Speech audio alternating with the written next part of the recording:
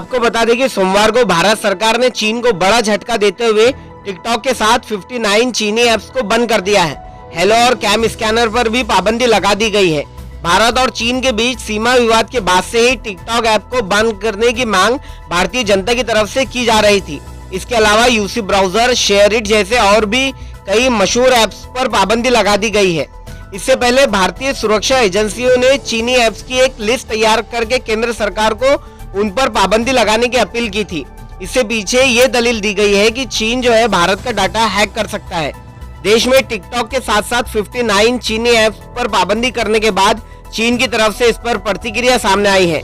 चीन के विदेश मंत्रालय के प्रवक्ता झाओ लिजियो ने कहा है कि हम इससे चिंतित है और हम स्थिति को सुधारने की और उस पर पूरी तरह से नोटिस किए हुए हैं। चीनी विदेश मंत्रालय के प्रवक्ता ने कहा कि हम इस बात का पूरी तरह ध्यान रखते हैं कि हमारे जो व्यवसाय हैं उनके तरफ से किसी भी तरह के अंतर्राष्ट्रीय नियमों और स्थानीय नियमों का उल्लंघन ना हो।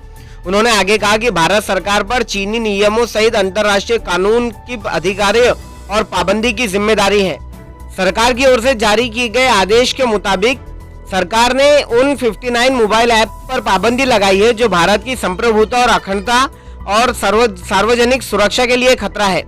सूचना यानी आईटी मंत्रालय की सूचना के मुताबिक भारत सरकार को अलग अलग जगहों से शिकायतें मिल रही थी कि इन ऐप्स के जरिए भारत के जो नागरिक हैं उनके डाटा सेफ नहीं है, उनके प्राइवेसी को खतरा है।